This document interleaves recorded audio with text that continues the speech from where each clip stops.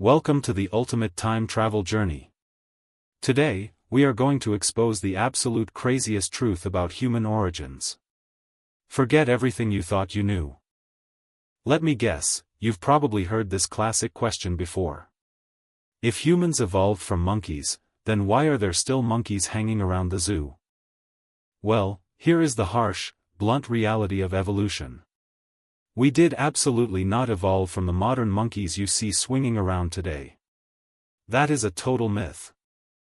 Think of evolution like a massive, complicated family tree, not a straight ladder. You didn't evolve from your cousin, right? That would be incredibly weird and impossible. Modern chimpanzees and gorillas are exactly that. They are our distant evolutionary cousins, living their own lives at the exact same time as us on this planet. To find the real answer, we have to look way, way back. About 6 to 7 million years ago, to be exact. To our last shared grandparent. This mysterious, ancient common ancestor wasn't a human, and it wasn't a modern chimp either. Let's rewind the clock and see where it all actually began. Welcome to the ancient African continent, roughly 7 million years ago. It is a completely different world, covered in massive, endless canopies of thick, green rainforests. Look at our prehistoric friend over here. Back in this era, our earliest ancestors didn't walk around on the ground. The ground was way too dangerous. According to the wise elders of the past, the safest place to be was high up in the tree branches. Safe from terrifying, massive predators lurking below. Up in the canopy, life was basically an all-inclusive tropical resort. There was endless fruit to eat, safe places to sleep, and plenty of vines to swing on. Our early ancestors were perfectly adapted to this climbing lifestyle. They had long arms, curved fingers, and feet that could grip branches just like a second pair of hands. So, if living in the trees was so incredibly perfect and safe, why on earth did anyone ever decide to climb down and start walking on 2 feet? The answer lies in the sky. Slowly but surely, the climate of the entire Earth began to change drastically. The global temperature dropped, and the rain stopped falling. The lush, endless tropical forest started to shrink and disappear. Huge gaps began to form between the trees, leaving our ancestors with a terrifying, life-altering choice to make. This was the ultimate crossroads. Stay in the shrinking forests and fight for limited food, or step out into the terrifying, unknown open savanna to find new resources? Our distant cousins, the ancestors of modern chimpanzees and gorillas, decided to stay. They clung to the remaining trees, keeping their knuckle-walking, forest-dwelling lifestyle intact. But a small, brave, or maybe just crazy group of rebels made a different choice. They abandoned the trees and stepped foot onto the vast, flat grasslands. This right here is the great split. The exact moment our specific lineage separated from the apes forever. But surviving the savanna was going to be brutal. Imagine walking on all fours through thick savanna grass that is way taller than you. It is hot, itchy, and you cannot see a single thing ahead. And out there, giant prehistoric predators were always watching, waiting for a blind, easy snack. If you stayed low, you were literally dead meat. To survive, they did something utterly revolutionary. They lifted their hands off the ground, straightened their backs, and stood up on 2 legs. Suddenly, they could see over the grass. It was like unlocking a natural radar. They could spot danger from afar and quickly plan an escape route. Science nerds call this bipedalism. It is the absolute defining trait of being a human ancestor. Long before big brains, we had the upright walk. Walking on 2 legs also burned significantly less energy than crawling like an ape. In a brutally harsh, hot climate, saving energy literally meant survival. Of course, those first steps were super awkward. Our ancestors probably looked like giant, hairy toddlers learning to walk, constantly losing balance and totally wiping out. But standing upright unlocked nature's ultimate cheat code. Suddenly, their hands were completely free. Free to carry heavy food, hold their babies, and most importantly, free to pick up stuff. A simple wooden stick or a sharp rock suddenly became a tool, giving this weak, squishy ape a fighting chance. This legendary evolutionary split changed the entire trajectory of life on Earth forever. But trust me, our brave bipedal ancestors were still a long way from human. They were still small, super hairy, and had tiny brains. Next up, let's meet the very first weirdos who officially claimed the title of bipedal apes. So, who was the very first brave ape to stand up? Meet the oldest and most controversial candidate on our entire bizarre family tree. In 2001, scientists digging in the harsh deserts of Chad made a mind-blowing discovery. They found a squished, deformed fossilized skull nicknamed Toumai. This guy lived roughly 7 million years ago, right around the exact time of the Great Split. But looking at him was super confusing. From the front, Toumai looked exactly like a standard chimpanzee. He had a massive brow ridge and a tiny, little ape-sized brain. Seriously, his brain was basically the size of a modern orange. Not exactly the brilliant genius you would expect for the very first human ancestor. Many scientists immediately said, nope. That is just an ordinary ape. Throw it in the ape pile. But they missed one incredible, hidden detail. The ultimate secret to bipedalism isn't in the legs, it is actually hidden underneath the skull. Let me show you this really cool anatomy trick. There is a hole where the spinal cord connects to the brain. It is called the foramen magnum. Say it with me, foramen magnum. In four-legged animals, this hole is naturally at the back of the skull. But in Toumai, the hole was located underneath, near the center. This central hole proves that Toumai's spine went straight down. Meaning his heavy head was perfectly balanced on top of an upright, walking body. Scientists named this bizarre creature Sahelanthropus cadensis. Try saying that 3 times fast. He is the oldest known upright walking pioneer. But here is the weirdest part. Sahelanthropus didn't live on the open savanna yet. The environment in Chad back then was actually a dense woodland. Why walk on 2 legs in a forest?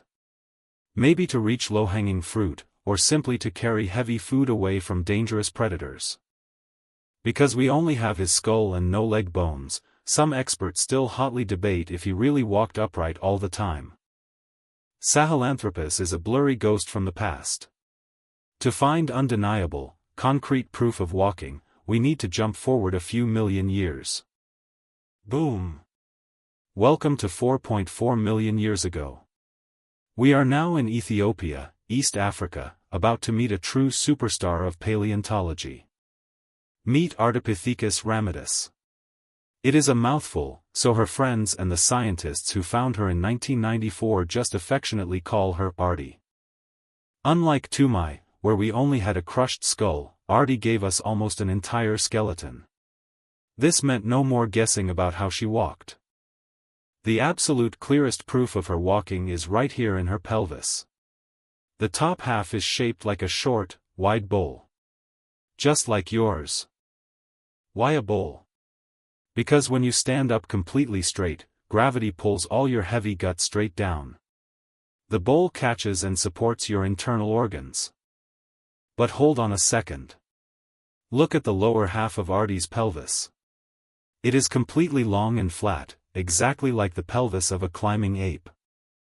This bizarre hybrid design meant Ardi could walk comfortably on 2 legs on the ground, but still powerfully pull herself up into the trees when needed. But wait, it gets even weirder. If you want to see the most mind-boggling part of Ardi's entire body, you have to look down at her feet. Ardi had a divergent big toe. That means her big toe stuck out completely sideways, exactly like a thumb, instead of pointing forward like ours do. This thumb-like big toe was absolutely perfect for wrapping around branches and gripping them tight. It allowed her to safely navigate the high forest canopy. But unlike an ape's foot, which is entirely floppy and flexible for grasping, the rest of Ardi's foot was surprisingly rigid and stiff, just like ours. This rigid foot allowed her to actually push off the ground and walk upright. She probably had a very flat-footed, waddling, weird-looking walk, but it worked. Ardi is the ultimate chimera. She is a perfect evolutionary mashup. This makes her one of the most important transitional fossils ever discovered in human history. She stood perfectly balanced between two worlds. Not entirely an ape, not quite a human yet, but ready to leave the trees behind forever. Up next. Alright, here goes nothing. Whoa! That's far back! Let's fast forward 1 million years or so to about 3.2 million years ago. Enter the absolute most famous fossil superstar in all of human history. The year was 1974. Researchers working in the incredibly harsh, scorching hot Afar region of Ethiopia stumbled upon a collection of ancient bones sticking out. Led by Donald Johanson, the team found a stunning 40% of a single skeleton. That is an absolute, massive jackpot in the paleontology world. They were blasting the Beatles' song Lucy in the Sky with Diamonds at camp that night, so they famously nicknamed her Lucy. It stuck forever. Standing just over 1 meter tall, Lucy belonged to a species called Australopithecus afarensis. And her body was a completely bizarre mashup of two worlds. From the neck up, she still had the protruding face and tiny brain of a chimpanzee. But from the neck down, she was basically human. How do we know for absolutely sure? The ultimate smoking gun was her knee joint. If you want to know how an animal walks, check the knees. Ape knees point straight down, forcing them to waddle side to side awkwardly. But a human femur angles inward, bringing the foot directly under the body's center. Lucy's knee angled inward perfectly. Because of this, she didn't awkwardly waddle like Ardi, she could literally stride smoothly and efficiently across the vast savanna. If perfectly angled bones weren't enough, just 4 years later, scientist Mary Leakey found the ultimate, undeniable proof of this walking style in Litoli, Tanzania. She uncovered a long trail of hominin footprints perfectly preserved in wet volcanic ash dating back 3.6 million years. It is literally a prehistoric photograph. These footprints were made by at least 2 individuals casually walking side by side through the ash. And they revealed something absolutely game-changing about their feet. Remember Ardi's weird sideways climbing toe? Well, it was completely gone. In these prints, the big toes pointed straight forward, exactly like yours do right now. This meant the Australopithecus family had finally, completely surrendered their tree-climbing abilities. The flat ground was officially their permanent home. There was no going back. They fully conquered walking, but they were still small, slow prey. And worse, out on the endless open savanna, what exactly were they supposed to eat? The open savanna was basically a terrible buffet of dry roots, tough grass, and hard tubers. Chewing this stuff took massive amounts of energy. To process all that low-quality plant food, our early ancestors needed gigantic, heavy digestive tracts. Basically, they had massive bellies just to survive. Here is a fun biological fact. Both your brain and your stomach are massive energy hogs. They constantly fight for your body's calories. Scientists call this the expensive tissue hypothesis. You literally cannot have a giant brain and a giant digestive tract at the exact same time. If you want to grow a bigger, smarter brain, you have to shrink your stomach. But how do you shrink your stomach without starving? You need a biological cheat code. You need food that is packed with high calories but super easy to digest. You need meat and fat. But there was a huge problem. We were tiny scavengers, usually arriving to dead animal carcasses after the lions had already eaten all the meat. The only thing left were the thick, hard bones. But inside those bones was a hidden treasure of pure, calorie-dense, fatty bone marrow. Without sharp fangs or crushing jaws, hominins couldn't break the bones open. Until someone had a brilliant, world-changing idea to use a rock. Enter Homo habilis, also known as the handy man. About 2.4 million years ago, they started smashing rocks together to make tools. With a sharp stone tool, they could slice off leftover meat and smash open the thickest bones to slurp out that juicy, brain-boosting marrow. This fatty marrow was like prehistoric rocket fuel. It provided a massive rush of calories that didn't require a giant stomach to digest. With less energy needed for digestion, our ancestors' guts physically shrank, and all those extra calories were rerouted straight up to power the brain. The stone tools basically became our external teeth and stomachs. We processed the food outside our bodies before we even swallowed it. Bigger brains led to even better tools, which led to even better food. The ultimate feedback loop had begun, and humanity was leveling up. By about 1.9 million years ago, a new superstar entered the chat.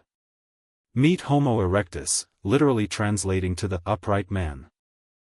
This guy finally looked like us. He had long, strong legs for striding, and shorter arms. The ape-like tree-climbing days were completely and officially over. But the open savanna was blisteringly hot. How did they survive running in the deadly midday sun without having a massive heat stroke?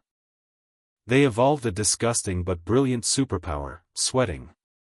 To cool down, they shed most of their thick body hair and covered themselves in watery sweat. While furry predators like lions had to sleep in the shade during the day, Homo erectus could run for hours without ever overheating. They used this to invent persistence hunting. They literally just jogged slowly after a fast antelope until the animal collapsed from pure heat exhaustion. We became the ultimate endurance marathon runners of the animal kingdom.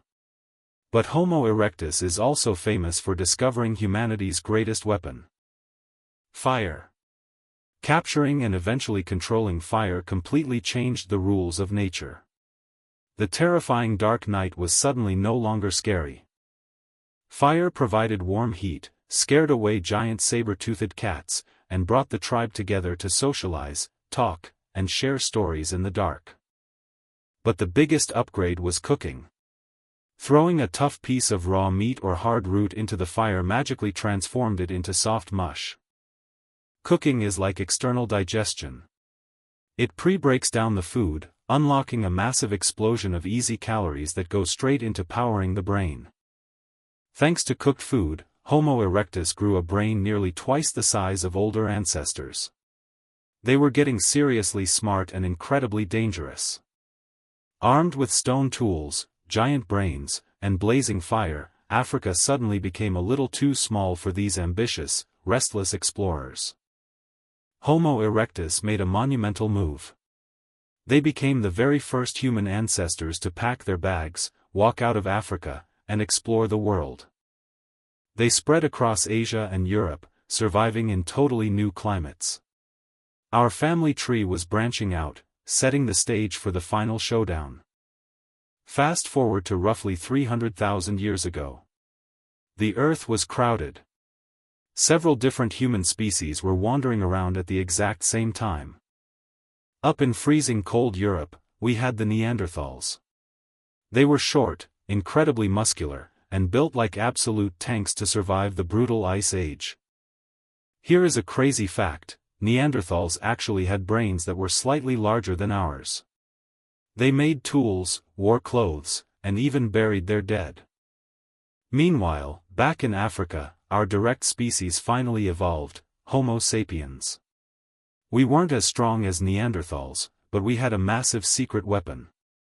When Homo sapiens migrated out of Africa and bumped into Neanderthals, it was the ultimate evolutionary showdown. Two hypersmart apes competing for the exact same world. So why are we here watching YouTube, and they are extinct?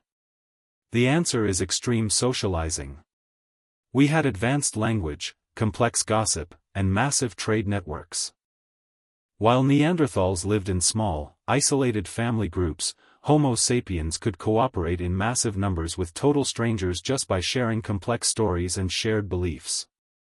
When the climate changed rapidly and food got extremely scarce, our huge social networks allowed us to share resources and adapt instantly. We literally talked our way to survival. Slowly, the Neanderthals faded into complete extinction around 40,000 years ago, leaving Homo sapiens as the very last human species standing on planet Earth. But wait! They didn't disappear completely. Before they vanished, our ancestors, mingled with them. Today, many of us still carry up to 2% Neanderthal DNA. And that brings us to today. Think about this insane journey. From a weak, hairy ape terrified of the ground in a shrinking African forest, to a wobbly bipedal scavenger smashing bones with rocks on the hot savanna just to get a quick hit of fatty bone marrow, to a highly cooperative apex predator that ultimately built massive cities, split the atom, and literally walked on the surface of the moon. Evolution isn't a straight, predictable line. It is a completely messy, brutal, and totally bizarre series of very lucky accidents. But hey, it made you.